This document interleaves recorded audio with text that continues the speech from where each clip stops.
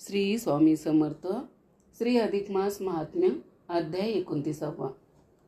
श्री गणेशाय नमः. श्री सरस्वते नमः. श्री सद्गुरुनाथाय नमः. नमो ईश्वराय अपरिमिता विश्वचालका मायातीता, तू अनादि सिद्ध गुणातीता सगुण रूप सर्वेश्वरा, तू सकल प्राणी मात्रात आत्मा होऊन हृदयात निवास करीसी. हे सत्य जे जाणून घेतात तयांना तू आत्माराम देसी सौख्य आराम. स्थिर चित्त हाच विश्राम अनुभवास ते येते. तू देहरथाचा चालक, तू क्षेत्राचा मालक, तू या तनुचा पालक. हृदयस्थ श्रीराम, तुझ्या सत्ते चाले देह, तुझ्या सत्ते पाहती डोळे, तुझ्या सत्ते चलनवलन चाले. चैतन्य हे रूप तुझे, चैतन्य आहे जोरी. देह हाले तोरी, चैतन्य सोडून जाई तरी. देह हाई आडवा, देहीचे चैतन्य तेच शिव. शिव जाता उरेशव, तो हा रोखडा अनुभव आहे जगा माझी या. म्हणून होणे तुझपदी लीन, हे तो उचित असे जाण. ही जाणून आंतरिक होण, तुझे पाय धरीत असे. ऐका ऐका श्रोतेजन, भगवत कृपा झाली म्हणून इथवर हे झाले लेखन. अधिक मास महात्म्याचे लक्ष्मी म्हणे आहो श्रीपती. महात्म्य आले कळसाप्रती, आता निवेदावी फलश्रुती आणि उद्यापन विधी.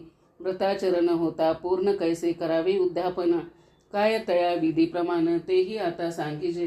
प्रतिनिधिक लक्ष्मीचा प्रश्न ऐकून तोषले भगवान. म्हणती प्रिय लोककल्याण, हेतू तुझा मनात. तू लोकहिताकारणी नाना प्रश्न विचारुनी.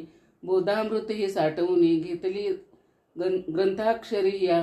लक्ष्मीस म्हणती जनार्दन, जरी झाले व्रताचरण पूर्ण तरी अवश्य करावे उद्यापन. तरीच फल प्राप्ती ती.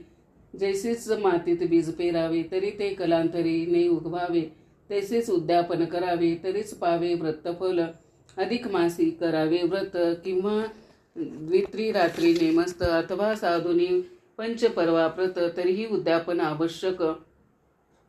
पूजा विधी सकल केला परीन शेवटी नमस्कार केला, तरी काय तो संपूर्ण झाला. पूजा सांगा प्रकार, नाना वस्त्र अलंकार घालून शृंगारिले शरीर. परी कुंकुम नाही भाळावर, तरी तो काय शृंगार पुरा.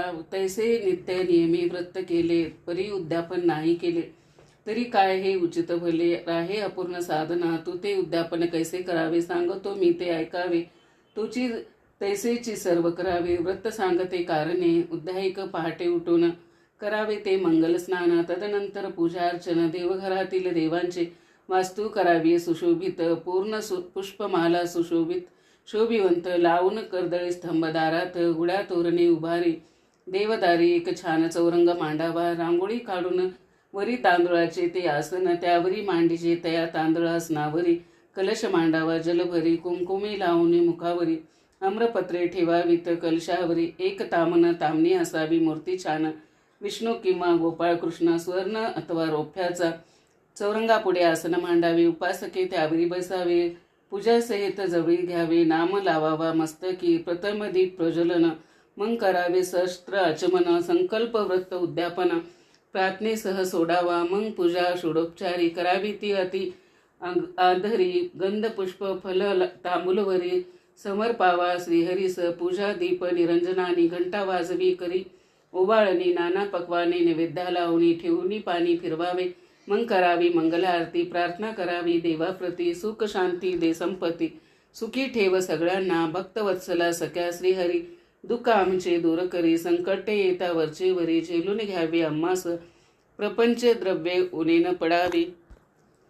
शक्ती सामर्थ्य कमी न भावे, सद्बुद्धी सदाचार न मोडावे. भक्ती श्रद्धा आमुची, ऐसी करून या प्रार्थना. सांगावी देवा मनोकामना, सुख दुःख जे जे जीवना. देई ते ते सांगावे, दयावंत तो भगवंत.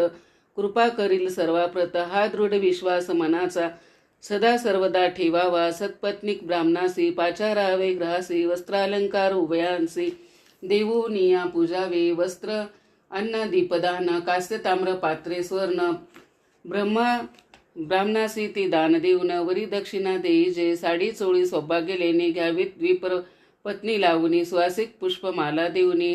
अर्पावी दानी वायने, मग दे जे ब्राह्मणा. भोजन षडरसे पक्वाने बनवून. वरी तांबूल दक्षिणा देऊन तोषवावे सर्वाते. संतुष्ट जरी होती ब्राह्मण, तरी ते तोषे माझे मन. ब्राह्मण हे माझे मुख जाण. मागेच आहे बोललो, ऐसा हा विधी उद्यापनाचा, शुद्ध पाहिजे मनीचा, भगवंत भुकेला भावभक्तीचा, हेही मनी जाणावे, तेव लक्ष्मी करी. एक प्रश्न जरी धरिले वेगळाले नेम, जाण तरी का करावे, काही पूजा विधान वेगळे हे सांगीजे, तेव्हा बोलती हे ते रमापती, वेगळाले नेम जे आचरती, त्यासी करावे हे तुझ प्रती, सांगतो गे प्रियतमी, नेमी करी तो प्रातस्नान, तेने करावे गंगापूजन, वायनदान गंगेस अर्पून, गायी द्यावी ब्राह्मणा, जे करीती प्रतिदिन कुंभदान, तयाची धातूचा कुंभछान, समर्पावा तो ब्राह्मणा लागून, पूजा त्याची करू जाता नक्त भोजन, तरी पोवळे करावे दान, तया मोक्ष मुक्ती पूर्ण, देई चक्र पाणी, मी जे भोजन करीती त्याने दान द्यावे मोती, मंदिरी एक घंटा गोमटी, समर्पावी तयाने दीपदानाचा नेम, जरी असेल धरिला तो तरी, रौप्य पात्री दीप तोवरी लावून या अर्पावा, अधिक मासे पुरण श्रवण करावे अवश्य ते, जाण ना तरी दिवस 5-3 तरी श्रवण करावे, जो असेल पुराण सांगता, पौराणिक व ब्राह्मण बघता, तरी तयाची पूजा शेवटा व्यास समजूनी करावी, वस्त्रालंकार दानदक्षिणा अवश्य द्यावी दशब्राह्मणा, अशा ब्राह्मणा तेने संतोषी माझे मना, होतो हेचे जाणावे मी तोषिताची अंतरी, त्या भक्तावरी कृपा करी, बहुताच त्याचे हरी, देई सुख सौख्याते, धनार्थीला लाभे धन, पुत्रार्थी आला लाभे संतान, मोक्षार्थी आला मोक्ष निदान, द्यावा हे मज आवडे, अधिक मासाचे व्रत महान, नर अथवा नारी प्रेमान, करती मी तया लागून, समान फल देत असे, स्त्रिया आचरिता हे व्रत, सौभाग्य प्राप्ती तयाप्रत, कुमारिकेस जीवनात, मनासारिका पती मिळे, जया मनी पुत्र कामना, तया पुत्र देऊनी देखना, किंवा पुत्री सुलक्षणा, देऊनी पूर्वी मनोरथ, हृदयाचे करुण हवन, मी देत असे तया धन, जो मागतो विद्याधन, तेही तया लाभते,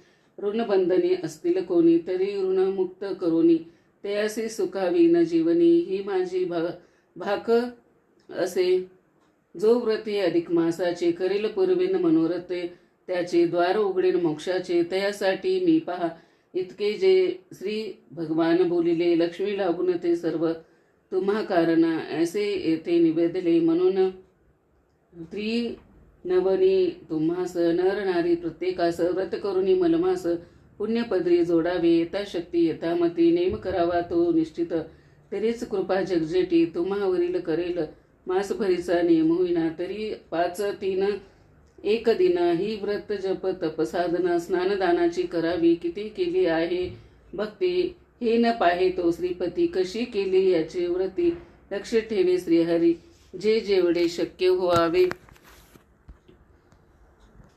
तितके श्रद्धेने करावे, शुद्ध भक्तीने जिंकावे, त्या एका जगदीशा, जरी न काही करता, तरी नाही घाली दुजा मोडता, इतके तरी जाणून चित्ता द्यावे हीच विनवणी, करिता व्रते अधिकमासी, अवश्य करी उद्यापनासी, ना तरी त्या उपासनेसी पूर्णत्वाते नागे येई, जे करीती व्रताचरण, त्याचे सुखी होय जीवन, भवभय बाधा बंधन न उरे ते कदापि, इति श्री अधिकमास महात्म्य, पद्मपुराणीचे समंत, गोविंदने विरचित, 19वाध्याय गौड इति श्री अधिकमास महात्म्य, 29वा अध्याय समाप्त.